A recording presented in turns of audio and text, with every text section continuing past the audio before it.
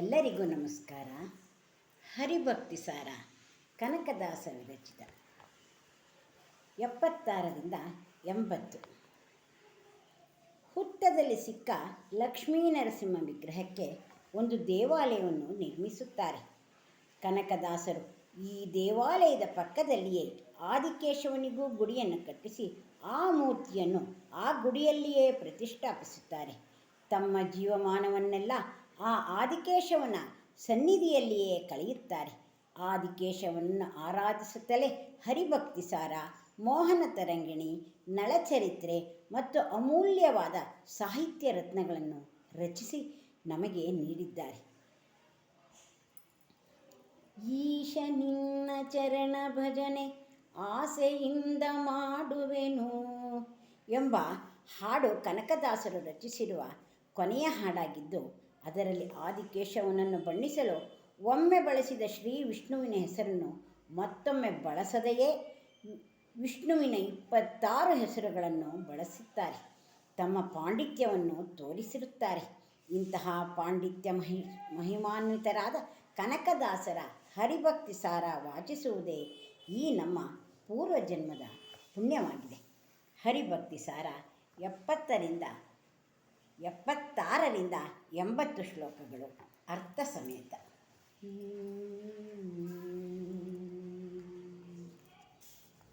ಹೊದ್ದಿ ನಿಲ್ಲುವುದೇ ದರ್ಪಣದ ಮೇಲುದ್ದುರುಳಿ ಬೀಳುವಂತೆ,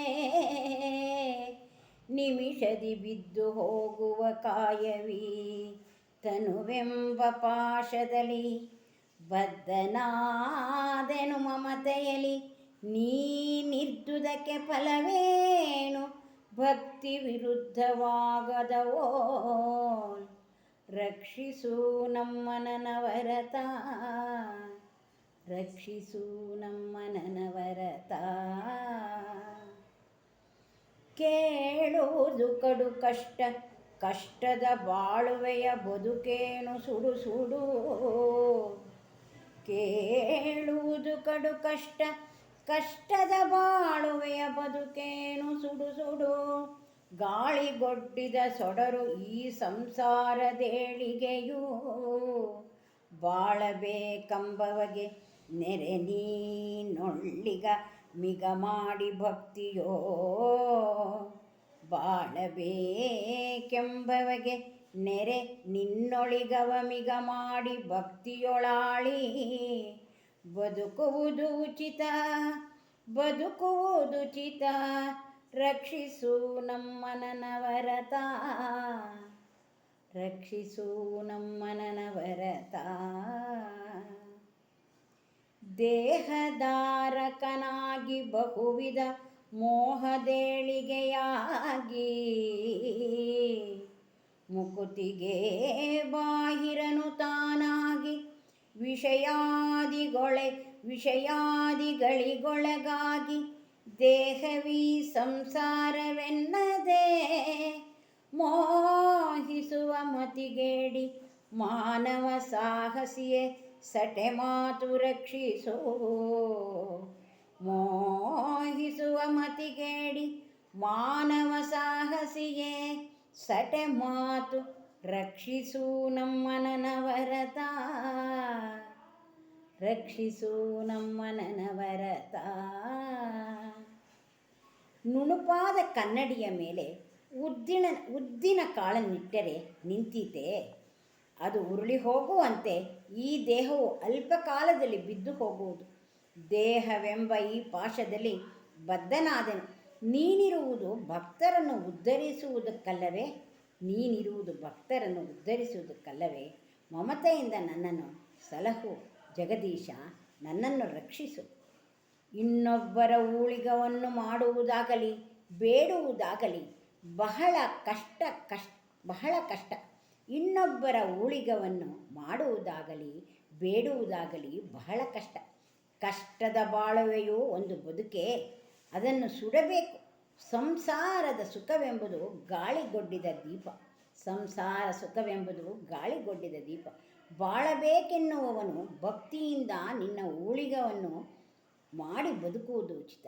ಬಾಳಬೇಕೆಂದರೆ ನಿನ್ನ ಸೇವೆ, ನಿನ್ನ ಓಳಿಗ, ನಿನ್ನ ಕೆಲಸವನ್ನು ಪರಮಾತ್ಮ ಮಾಡಿದರೆ ಬದುಕುವುದು ಉಚಿತ, ನಮ್ಮನ್ನು ರಕ್ಷಿಸು ಅಂತ ಸುಂದರವಾಗಿ ಕನಕದಾಸರು ಈ ಪದ್ಯಗಳಲ್ಲಿ ವರ್ಣಿಸಿದ್ದಾರೆ.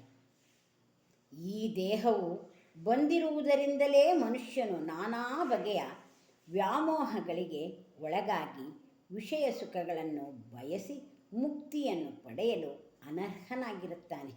ಆದ್ದರಿಂದ ಈ ದೇಹವೇ ಸಂಸಾರ ಬಂಧನ. ಇದನ್ನರಿಯದೆ ಈ ದೇಹವನ್ನು ಮೋಹಿಸತಕ್ಕವನು ಮತಿಗೇಡಿ.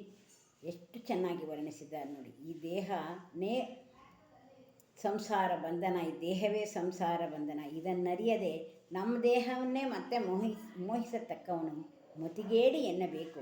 ಈತನು ಸಾಹಸಿ ಎಂಬುದು ಸಟೆ. ಇದೇನು ಸಾಹಸವೇ? ಸಾಹಸಿ ಎಂಬುದು ಸಟೆ ಎಂದು ವರ್ಣಿಸಿದ್ದಾರೆ.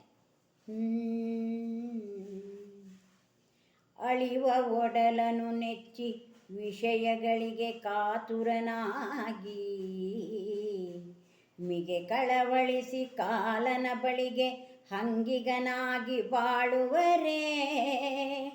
ತಿಳಿದು ಮನದೊಳು ನಿನ್ನ ನಾಮಾವಳಿಯ ಜಿಕ್ವೆಗೆ ತಂದು ಪಾಪವ ಕಳೆದು ಬದುಕೇಲೇಸು. ನಿನ್ನ ನಾಮಾವಳಿಯ ಜಿಕ್ವೆಗೆ ತಂದು ಪಾಪವ ಕಳೆದ ಬದುಕೇಲೇಸು. ರಕ್ಷಿಸು ನಮ್ಮ ನನವರತ. ವರುಷನೂರಾಯುಷ್ಯವದರೊಳು ಗಿರುಳು ಕಳೆದೈವತ್ತು. ವರುಷನೂರಾಯುಷ್ಯವದರೊಳು ಗಿರುಳು ಕಳೆದೈವತ್ತು. 50ರಲ್ಲಿ ವಾರ್ಧಿಕ ಬಾಲ್ಯ, ಕೌಮಾರದಲ್ಲಿ 30. ಇರದೆ ಸಂದುದು ಬಳಿಕವಿಪ್ಪ.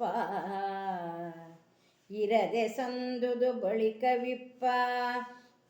ಪುರುಷವದರೊಳಗಾದುದಂತಹ ಕಾರಣ ನಿನ್ನೊಳು ತೋರಿ. ಬಳಿಕವಿಪ್ಪತ್ ಪರುಷವದರೊಳಗಾದುದಂತಹ ಕಾರಣತೋ ನಿನ್ನೊಳು ತೋರಿ. ರಕ್ಷಿಸು ನಮ್ಮ ನನವರತ. ರಕ್ಷಿಸು ನಮ್ಮ ನನವರತ.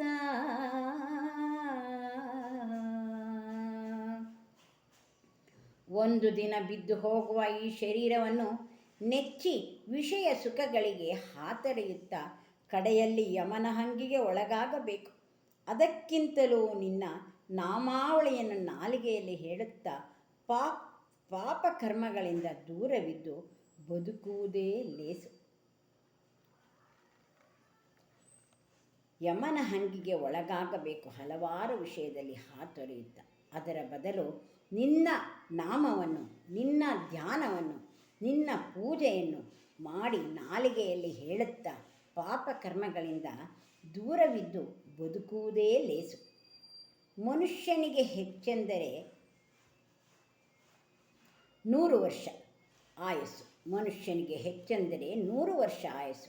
ಅದರಲ್ಲಿ ರಾತ್ರಿಯನ್ನು ಕಳೆದರೆ 50 ವರ್ಷ ಉಳಿಯುತ್ತದೆ. ಅಬ್ಬಾ, ರಾತ್ರಿಯನ್ನು ಕಳೆದುಬಿಟ್ರೆ 50 ವರ್ಷ ಉಳಿಯುತ್ತೆ. ಅದರಲ್ಲಿ ಬಾಲ್ಯ, ಯೌವನ, ಮುಪ್ಪುಗಳಿಂದ 30 ವರ್ಷಗಳು ಕಳೆದು ಹೋಗುತ್ತದೆ.